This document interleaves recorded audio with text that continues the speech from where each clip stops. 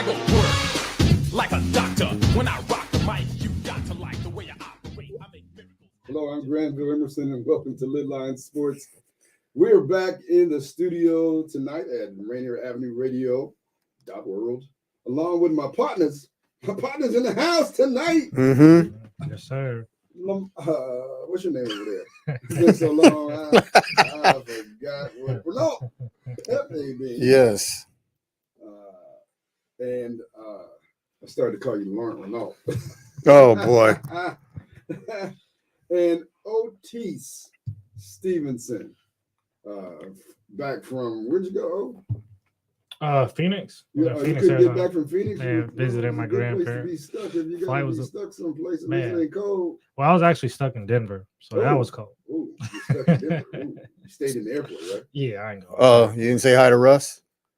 Russell. Oh, Wilson. Oh, wow. I don't know who that is. Last time how people soon forget. What up, y'all? We're glad to be back in the studio. It's been since the pandemic, prior to the pandemic, since we've all been together in one location, along with our producer, the man, Daniel. Yes. And so it is indeed good to be back. I want to talk about a few things right off the top before we get into NFL Pep Talk, and then what's going on inside the National Basketball Association. Deion Sanders, Prime, Coach Prime, as he wants to be called, and gets mad if you don't call him that, has indicated that the rumors about the University of Colorado offering him a job are true.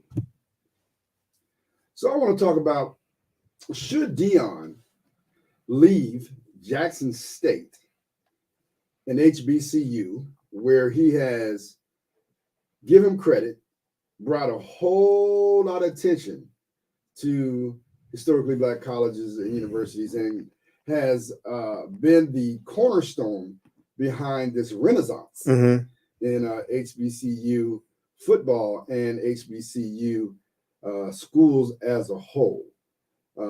Give me your thoughts on whether you think he should go to a Power 5 conference school, which would be what they call a PWI.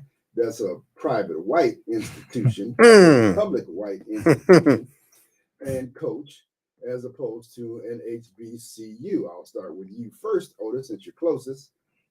I was talking to a friend about this earlier. I'm so torn between that because, you know, as a coach, I mean, you do want to coach at the highest level.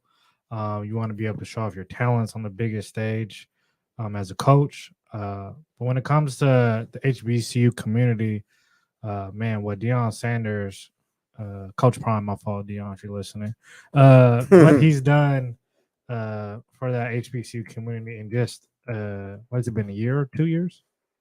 This is his second year, I believe. Third year. Right. Man, he's moving mountains. Undefeated. Yeah, undefeated too at Jackson State, which, like I said, shows his ability to be able to recruit.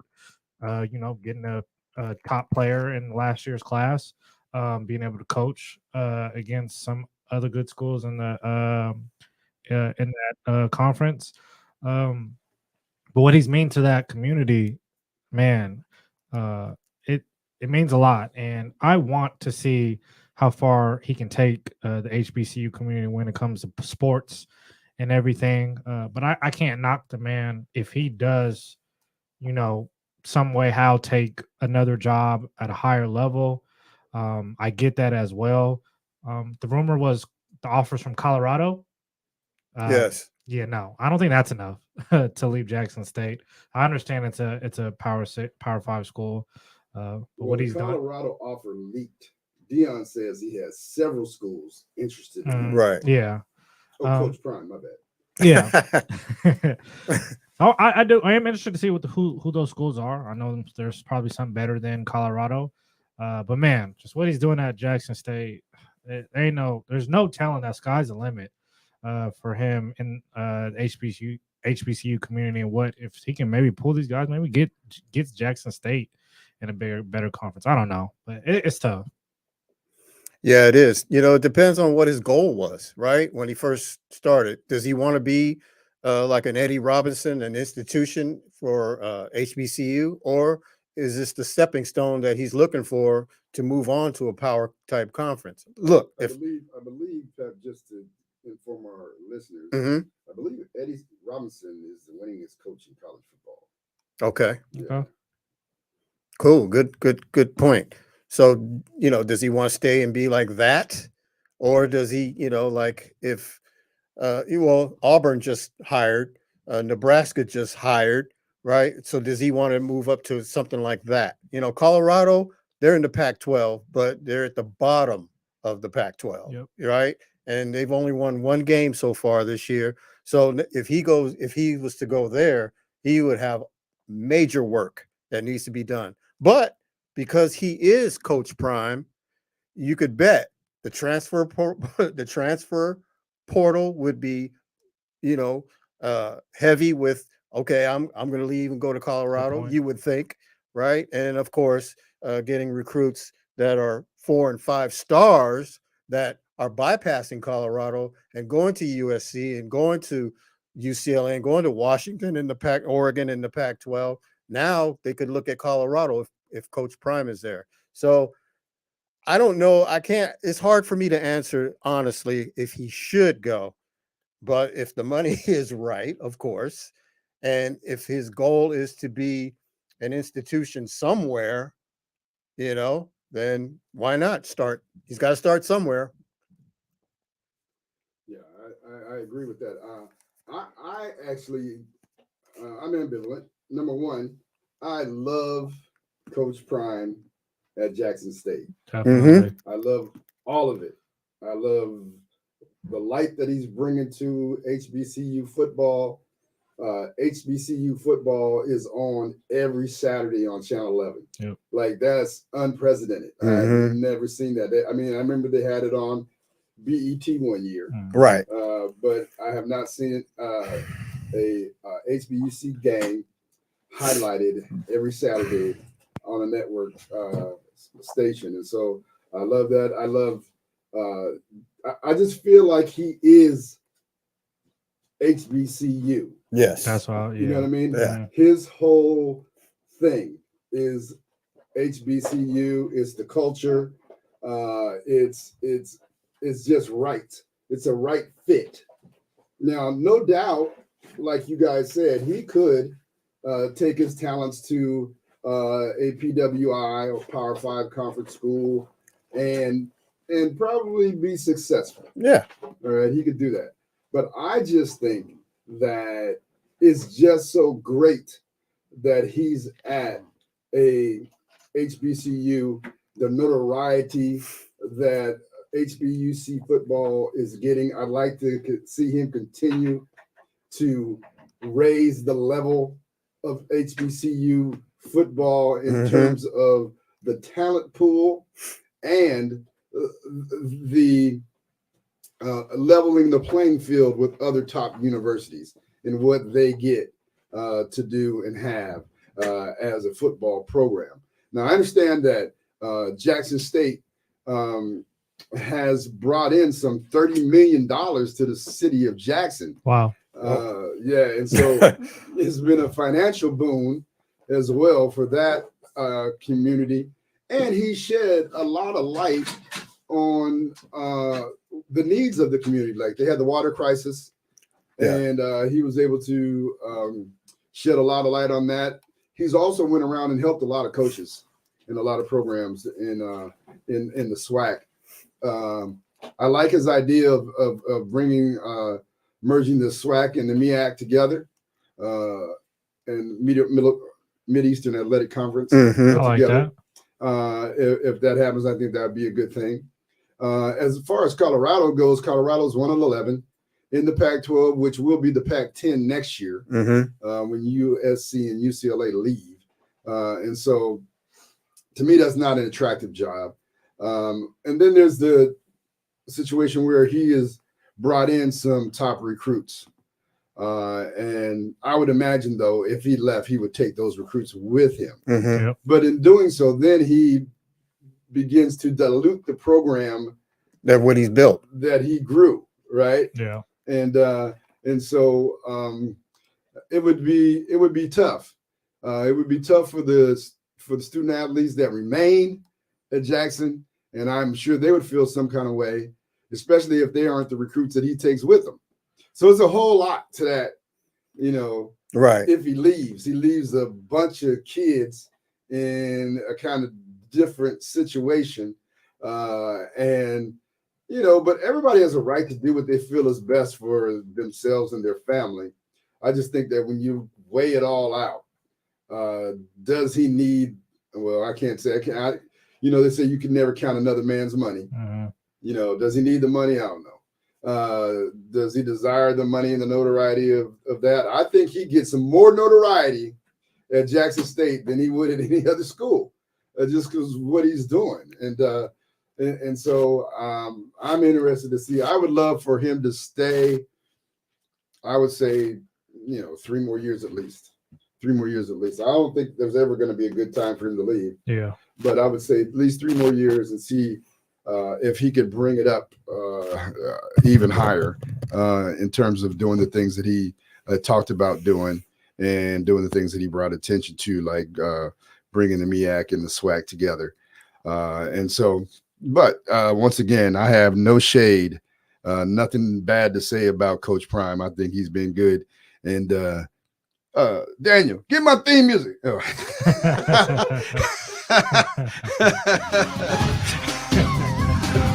Yeah. Sounds good on the headphones. Thank you, Daniel. In other news, they've been trying to bury this story. Brett Favre filed a motion to dismiss his Mississippi lawsuit. Oh boy! The other day, claiming that they are the ones who mishandled the money that he stole.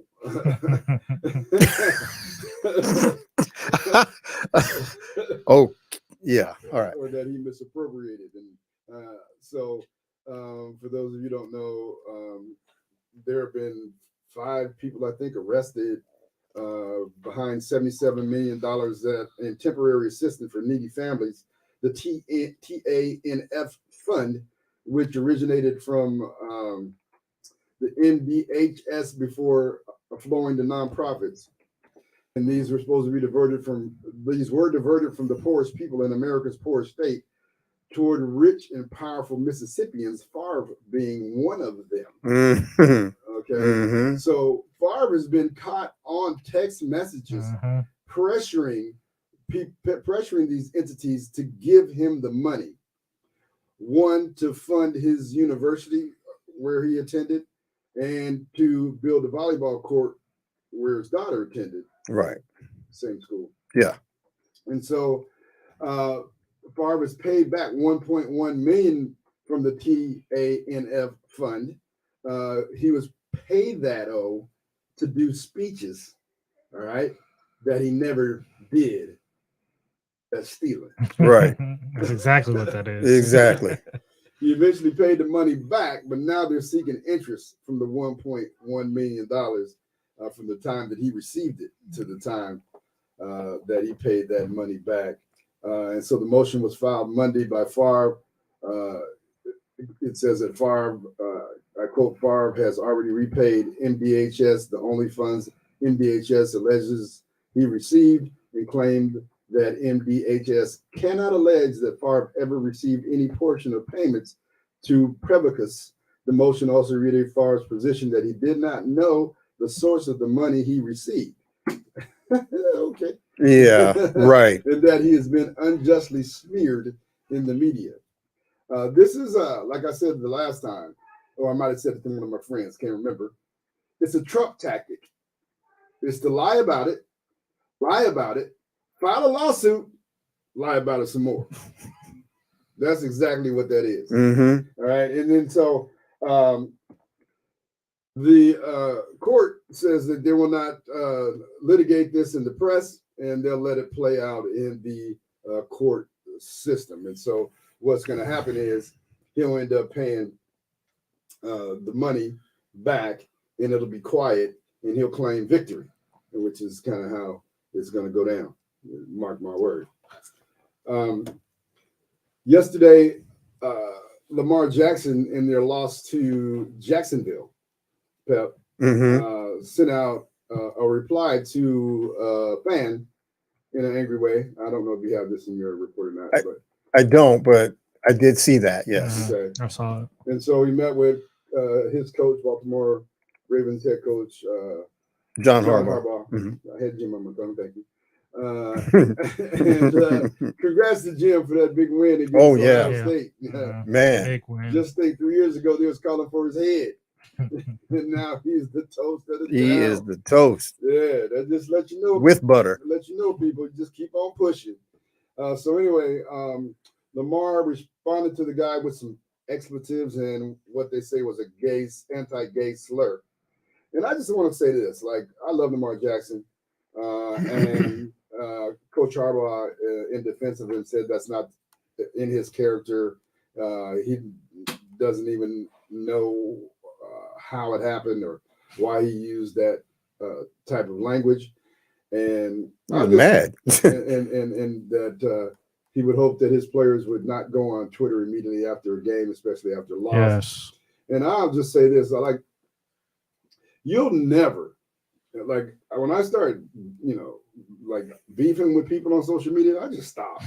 You'll never win a social media argument. Never, ever, ever.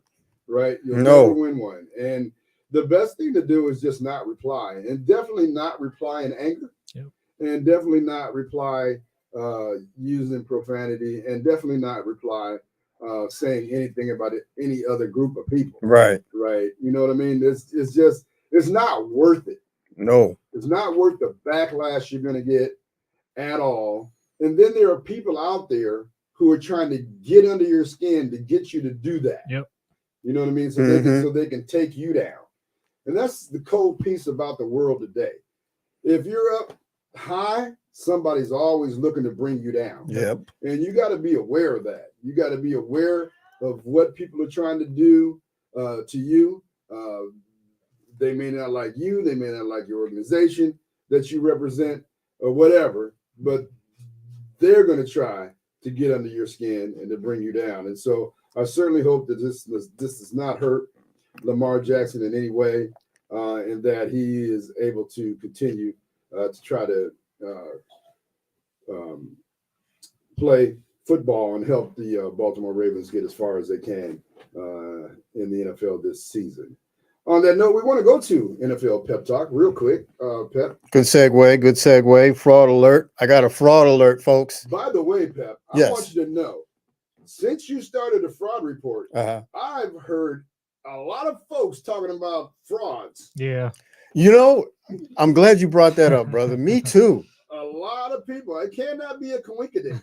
I mean, I've seen it on ESPN.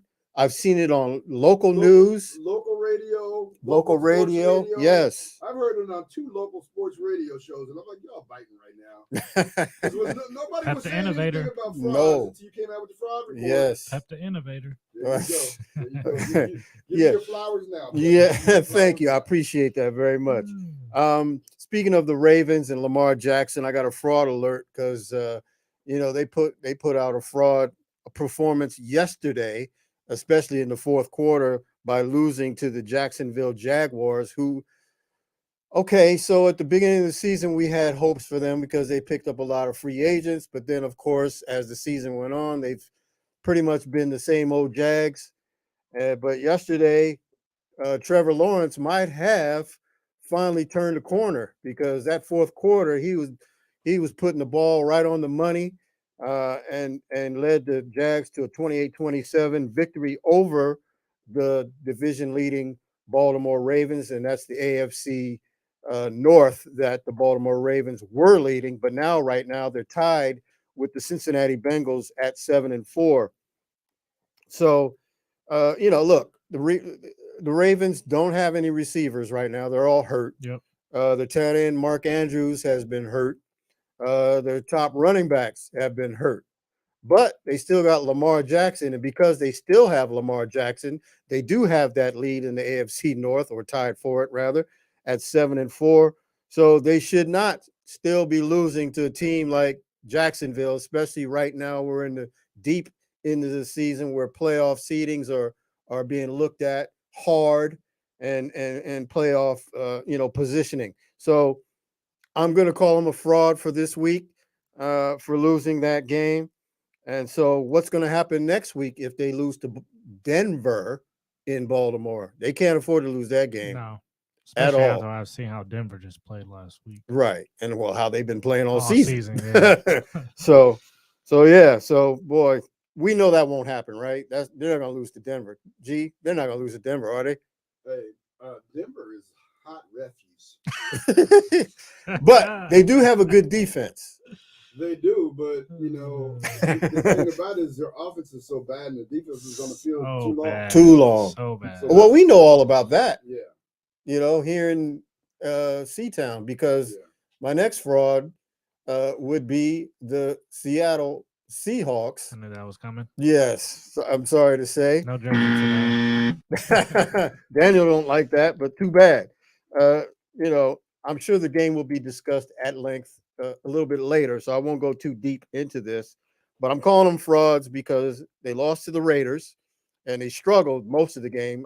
It was back and forth and whatnot, but the Raiders really had no problem running down the field, going, moving the ball and whatnot over that porous defense that we thought for 4 weeks was fixed. Mm. What happened? Is that a question? Yeah. Yeah.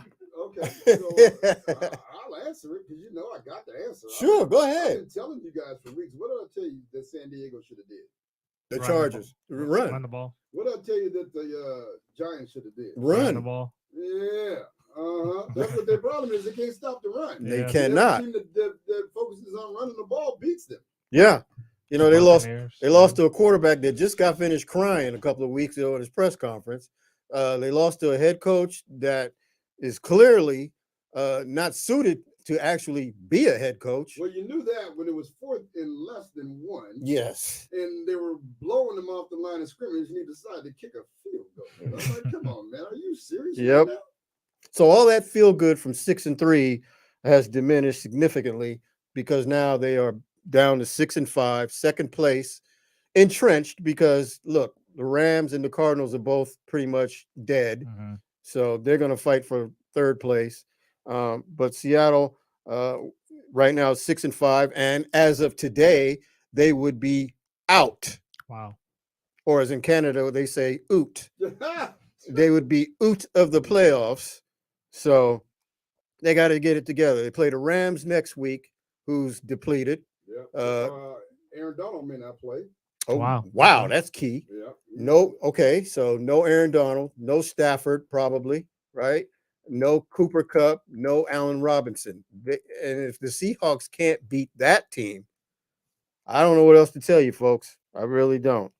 But knowing the Seahawks, knowing our luck, watch the Rams play the best game of the season. So my last fraud would be the Tampa Bay Bucks. Yeah. I mean, all that feel good that they had coming out of Germany, thought they got themselves on track. They go to Cleveland, who's at 3-7, and it was 1 week away from getting Deshaun Watson back. And those that don't know, Watson will be the starting quarterback this Sunday coming up. But anyway, the Buccaneers struggled all day with the Cleveland Browns and Jacoby Brissett and lost that game. What was the final? I forget. 23-17? Yeah, so 20, yeah, something like that. And the last 8 find themselves still in the lead in the AFC South at a robust 5-6. So go figure, man. Tom Terrific couldn't lead them back. So they got to be my third fraud of the week. And so, I give you fraud report every week, guys. But I also got to give you my top. I'm taking a cue from you. Okay. Oh, because you give your top 5. So me and Michael Carter, I got to give my boy MC some credit. He said maybe I should do a top 5. So you know what? I'm going to do that. So kudos for that. But before I get into my top 5, I got some NFL news real quick. we want to talk about OBJ for a hot minute. On a flight from Miami to New York, or excuse me, Miami to LA, he got removed from the flight for not complying with the seatbelt procedure on the flight. His lawyer interjected and said, look, this is what happened. He got on the plane, sat down, went to sleep, put his coat over his head and knocked out. The reason why he did that right away is because the flight was on delay. So they weren't going anywhere for a while. He knew that. So he said he'd just take a quick shut-eye. Apparently, flight attendants had asked him several times, either walking by or maybe tapping his shoulder, hey, we need you to put your seatbelt on. No response. So finally, they wake him up. He complies immediately. He complies immediately to put his seatbelt on, but they said, no, it's too late. You got to go. So they took him off the flight, and and so that's that. Have you guys got any thoughts on that? Oh, you got a thought on that? I didn't know that was the story. Well, from his lawyer. Yeah, right. From his lawyer. If that was the case, sounds like some miscommunication between American Airlines and OBJ. But usually when I get on the plane, the first thing I do is put on my seatbelt. So I don't know. I that sounds like somebody who has gotten on planes before and usually don't put on their seatbelt, or probably takes it off right away. I don't know. Well, he's flying first class, yeah, right? So, yeah. Gee, I don't know, man. I don't. I mean, it's like, sometimes you get on a plane and the flight attendant is having a bad day. Yeah. Mm-hmm. Like I had this flight attendant try to tell me to do something, and she was getting smart with me. I don't remember. She said something like, all I remember, she said, my plane. I'm like, this ain't your plane. And she's like, not on my plane. I'm like, this ain't your plane. I'm like, let me calm down before they send the marshal back here to escort me off this plane. Mm-hmm. But she was just, I don't know what she was going through, man. And then, it's sad because that there are red hats among us. Yes. You know what I mean? And so they will try to start stuff with you, especially if you're in first class. I remember when me and Eric Metcalf was flying first class once. Lady asked, what you boys doing in first class? I was like, flying first class. What we doing in first class? Boys. Absolutely boys. Absolutely boys. What you boys doing in first class? I'm like, flying first class. You got a ticket just like you. What you doing flying first class? You know what I mean? So, like I said, I don't know. I don't know what happened. Anything could happen. Right. And two sides of every story. Yeah. And then Absolutely. Yeah. But, it just seems like there's always something with him and others like that. But, hopefully, like you said, it's just a miscommunication. And word today says that he is having a meeting with the New York Giants, and it looks like that he has chosen to go back to the Giants to play. You got to remember he was hurt. In the Super Bowl, he tore his ACL. So now that he's ready to go, he's a free agent and he's ready to sign somewhere. And people were questioning, well, why does it take so long? Why are we in week 12, week 13? He's finally deciding where to go. It's because he was injured and he had to recoup. So that's that. So my top 5 real quick before we go on break. I got the Chiefs at number 1. I got the Eagles at number 2. I got those Miami Dolphins at number 3, the San Francisco 49ers at number 4, and the Buffalo Bills bringing up number 5. You can agree or disagree, but those are my picks for now. We don't have any time to disagree, so we're going to break right now. Don't go away. We'll be right back after these messages.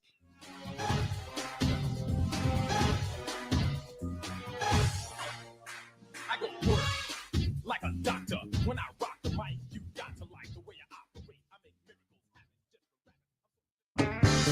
miracles. This is Paul Pearson, host of Star Time.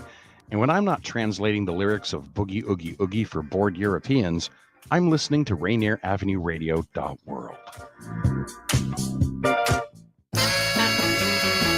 Hey, this is Paul Pearson. I've hosted the R&B show Star Time since the very beginning of Rainier Avenue Radio. And after years of featuring tracks from the 50s through the 80s, StarTime now plays R&B and hip-hop from the 1990s as well. A whole half century of soul, funk, hip-hop, and more on StarTime, Wednesdays at 2 p.m. on Rainier Avenue Radio. Has your small business experienced property damage? Apply for the Storefront Repair Fund to receive a $2,000 grant to help cover storefront repair costs. The Seattle Office of Economic Development is investing nearly $2 million to help businesses recover from the economic impacts caused by damages to their storefronts. Grants will help cover costs such as broken windows, broken doors, broken locks, and etching on windows. Applications will remain open until all funding is awarded. Application assistance is available in multiple languages at 206-684-8090. For more information and to apply for the Storefront Repair Fund, go to seattle.gov/economic development.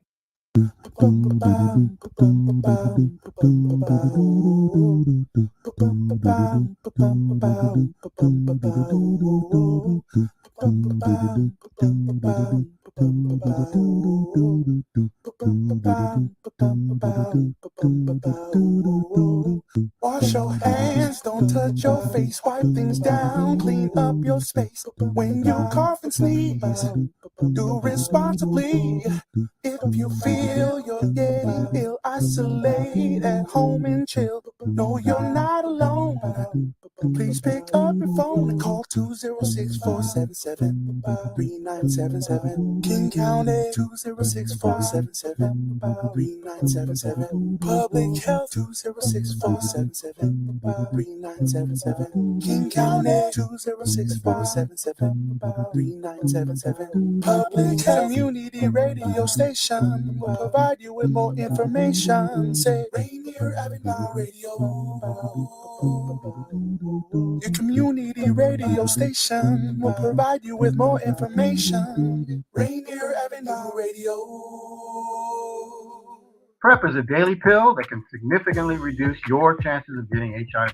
And typically, it takes a trip to a physician to get it. Now, you can visit select pharmacies, get tested on the spot, and walk away with your first month of PrEP. Plus, you'll also walk away with a $50 gift card after you complete your pharmacy visit. It's easier than ever to protect yourself from HIV. To find your nearest participating pharmacy, go to doh.wa.gov/PrEP now. From the Washington State Department of Health and Public Health, Seattle, and King County. You are listening to Rainier Avenue Radio.world. Don't forget to log on www.RainierAvenueRadio.world.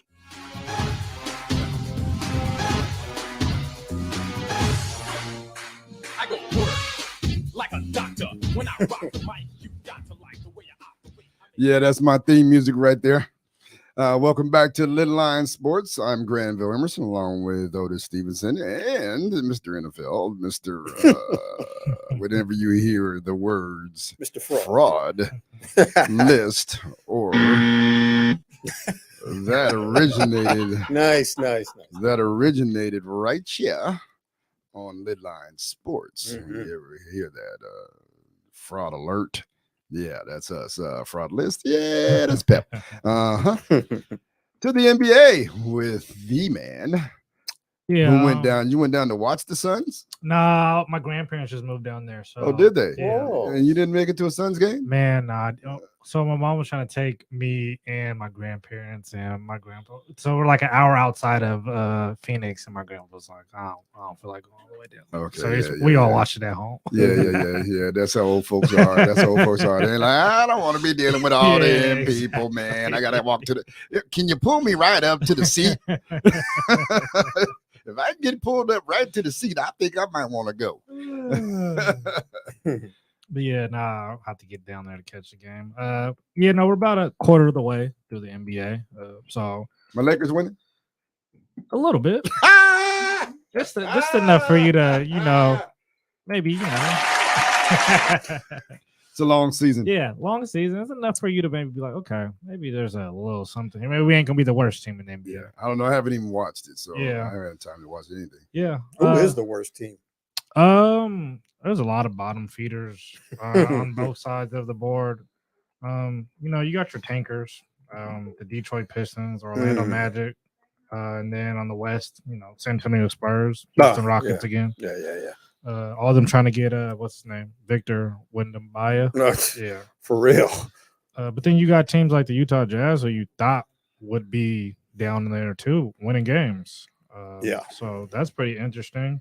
But on the Western Conference side, the Phoenix Suns are at the top of the conference, doing pretty solid without Chris Paul, who's out with the heel injury, and then Campaign torn his meniscus, or Cameron Johnson tore his meniscus, and Campaign's actually playing really well for Chris Paul. So they're right there at the top. What's interesting, though, as you guys see, actually you don't even see there, is the Western Conference finalists, the Dallas Mavericks. They're 9-10 to start this season. Struggling. Luka Doncic putting up MVP numbers. Not struggling. Yeah, if it's an individual game, he ain't struggling. Yeah. Team game, he's struggling. Yes. So it's like, where do we go from here? I know it's still early in the season. We're only 19, 20 games in. But you're now starting to hear this narrative with Luka Doncic of him putting up numbers. Well, they just picked up Kemba. Yes, right? They just picked up Kemba to come off the bench. Mhm. But I was hearing that maybe Luka Doncic can do a better job of getting his players more touches. Guys like Tim Hardaway, Spencer Dinwiddie, Christian Woods. Who's their number 2? And I always think that's been a problem with them. It's not that's what I'm necessarily getting the at. depth. There's no other guy that consistently can get you 20 plus points a night on that team. But it's supposed to be by committee and the fact that they're a good defensive team. It's a shame that. So here's my question: are they a good defensive team? How many points are they giving up per game? A lot. Yeah, and I was going to say the numbers may look like that, but that's only because they play at a slow pace because they play through one player majority of the time, so they don't get up and down like that. So, yeah, you're right. But I know Jason Kidd's a good defensive coach. So I'd be interested to find out what their transition points look like how they do in defensive transition.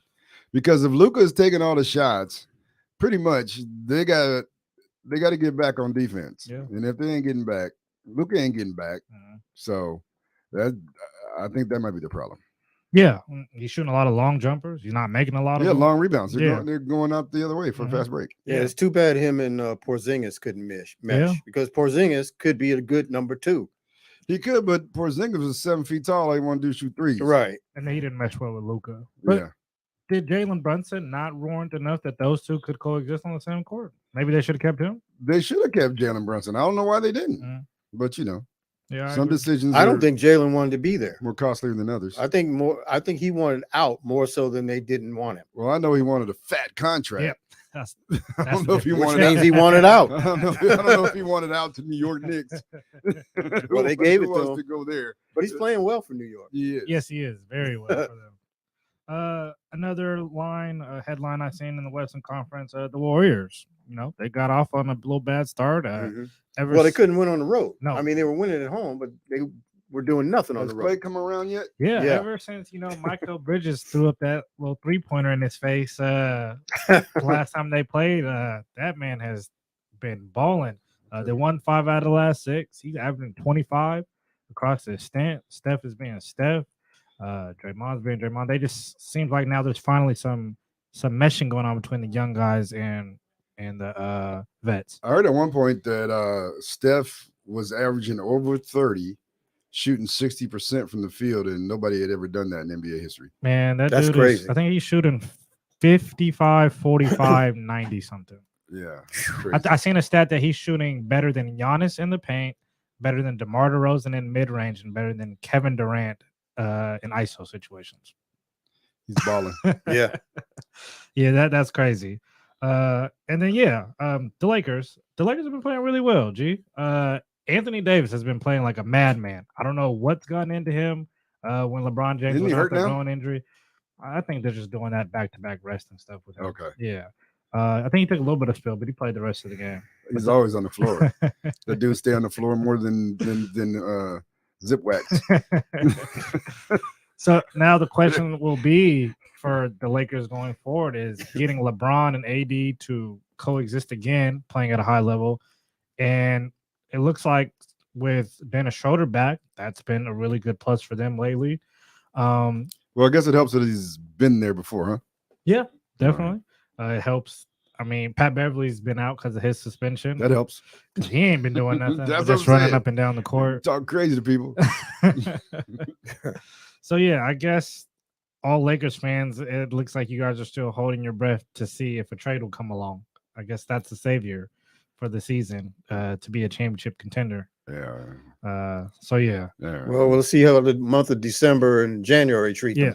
Trade deadline's in February, right? Yes. Exactly.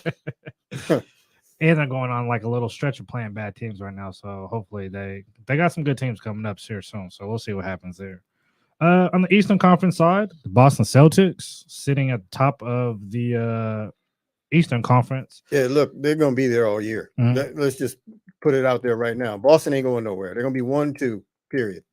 Funny how the Eastern Conference is strong now that LeBron's not in it. Right.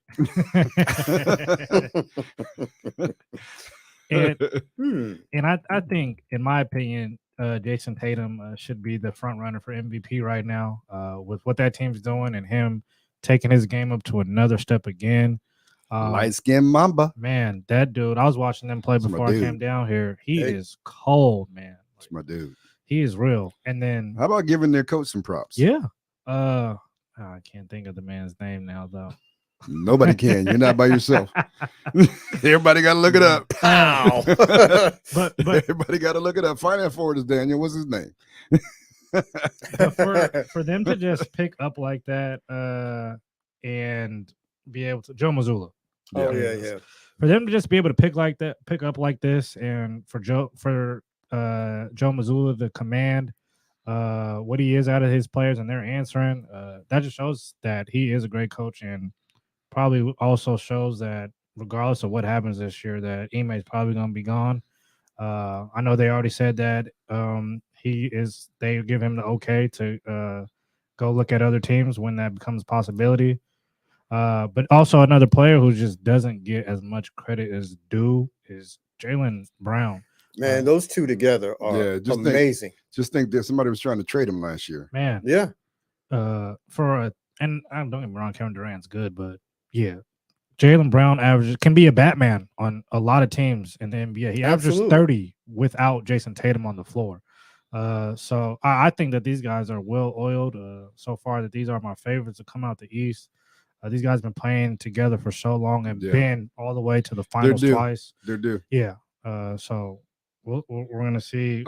Before you leave the Celtics, Ime Udoka, somebody said that they don't think Udoka is going to get back into the league. And they said that that the Celtics were just stringing him along and saying that he can interview with people, but it's all a facade, like a show. Like they'll let him act like he's going to get an interview, but in a new job, but then it won't happen.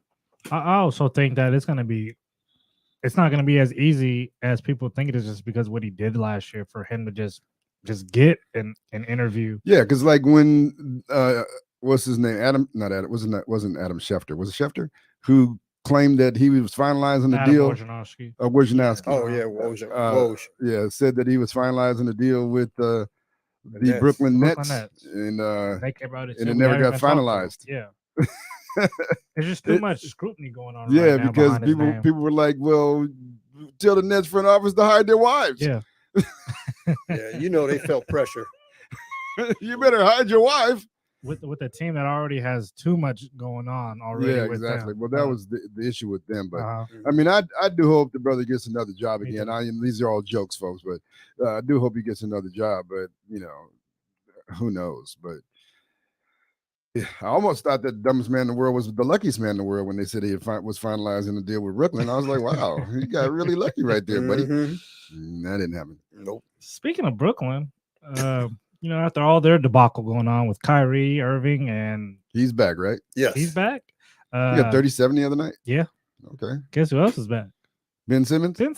What's he scoring? 7 now? Is he scoring 7 now? 35 minutes. Last week, this week he ain't not so much, but I think more for me, yes, maybe the points has been up and down, but the activity is there. He's playing with a bounce to his game. Okay. He's he even yelled at KD for not dunking. Exactly. They took the ball. There's There's just something I don't know what it is. Ever since he went down to Philly and played in that hostile environment, just something. Yeah, he clicked needed on to his- get that out of his system. mentally. Yeah. So yeah, I don't want to hear from this point on no more excuses about his body and injuries and all that. It just shows that it's always been. I feel like mentally with him, just getting into a place of being confident on the court. He's never going to be a shooter. It's never been. That's never what he was, even when he was an All NBA player. So nobody's asking you to do that now. We're asking you to play at a high level, both sides of the floor, be active, be a great defender like you are, push our tempo, and be a great playmaker. And so the Brooklyn Nets, they're still up and down as a team. They might be getting TJ Warren back soon. Friday, supposedly. Oh, Friday. Okay. Pep with the breaking news. TJ Warren might be back Friday. So that's another piece for them. So now they're kind of in this mode of like the Lakers, just working back in pieces, working in new pieces, and just seeing what comes out of this. Just like you said, G, the real season don't start until after All-Star break. So that's when you want to see teams like the Lakers and the Nets and the Milwaukee Bucks and guys like that who are going to be getting back players. That's when you want to see them click before the playoffs. So, yeah, we're going to see what happens with them as well. And, I want to ask a question. I have no knock. I think Zach LaVine is a great player. Hometown player. I love his game. He's a hooper. Chicago Bulls are sitting at 8-11 right now. Last time I checked, I think today they were losing to the Jazz by a little bit. And I know it's early.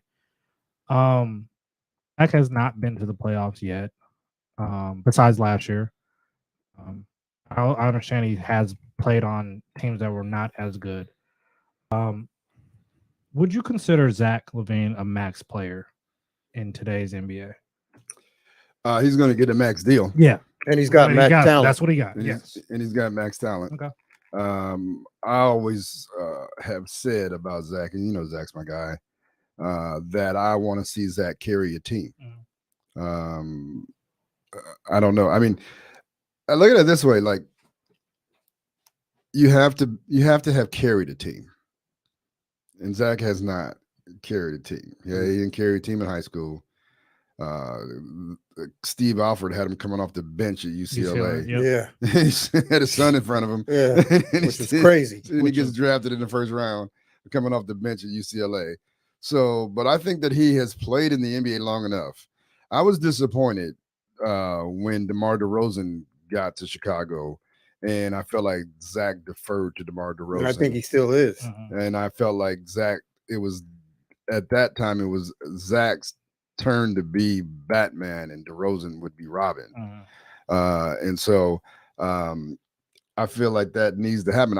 Zach has all the talent, all the tools to be a superstar. Yes. Agree. A superstar. And I don't know what's happening. I mean, I remember when I was in Chicago and I went to United Arena, if it's still United Airlines Arena. Yep. And I went into the team store and they were not featuring Zach LaVine jerseys. I'm like, Wow. where's the Zach LaVine jersey? I was asked to do. Wow. Like, I was like, what is that all about? Like at that point, this is prior to DeRozan. Wow. Okay. And so I don't know what that's all about, but you would think that even the organization, to me, in their eyes, didn't see him as the superstar at that particular time. That might have been that before COVID, 3 years ago. Yeah, it was exactly three summers ago. And so I don't know. I would love to see Zach can do it. He has somehow, I don't know what needs to happen. Coach get it in his ear, coach demand, whatever I thought this is what I thought was going to happen. I thought him playing on the USA team and how Popovich had him play. Maybe if Pop was his coach. Popovich had him balling. And that's a good point because there's been some rumblings that him and Billy Donovan don't get along all the time too as well. Yeah. So. Yeah, because Zach has the tools like Kobe. And if he bought into wanting to be an all defensive player, he could do it and he could score. when he wants to. So and I don't know if it's a conditioning thing, because like I say to my kids, if you don't get in shape, you can only play one side of the ball effectively. You're going to get your rest either on offense or on defense if you're out of shape. But if you're in really good shape, you can play both sides of the ball. So we all know Kobe was in phenomenal shape. Jordan was in phenomenal shape. LeBron was in phenomenal shape, and that's why they were all defensive players and top offensive scorers. And so I think that may need to happen. And if he does that, that transformed their team. Definitely. You know what I mean? No, you're right. Pep, you got any points on that? Yeah, I think if Chicago continues to hover above water or just slightly below, then they're probably going to let trade deadline probably send them down to. I've heard Dallas is the team that likes him. DeMar DeRozan? No. Oh, Zach. Okay. I don't be traded. So basically, Yes. they're going to blow it up, possibly. Yeah, that's what I'm thinking. If Chicago doesn't get it together and go on some kind of run, and like you said, Zach doesn't actually take over, be the Batman that we know that he is, then he's probably going to be out of there. Who did they trade Lauri Markkanen for? And why? I don't even know. He's in Utah, right? Yeah, but he got traded to Cleveland and first. he's balling. Or Cleveland. Yeah. And he's balling. Yes. But that was another story I heard, that he and Billy Donovan, or I think maybe at the time they had Fred Hoiberg, one of the two, but wasn't getting along, felt like he wasn't being used right. So there's also more going on in Chicago. Definitely. There's definitely a chemistry problem because I've heard Kobe White had issues there for a while, and that's died down. So well, when I watch Chicago, I don't understand what they're doing. And I don't understand their identity, period. I don't understand their player rotation. I'm like, every time I watch them play, there's different dudes on the floor. I'm like, well, for what? Yeah. No, I agree. I just don't think there's an identity. You have DeMar DeRozan and Zach kind of valleying for who's the number one guy who should get the last shots last 3 minutes. Vucevic is shooting a whole bunch of jumpers. Yeah. No, I agree with you guys on that. They're all over the place with that team. Power rankings. We're in week 6.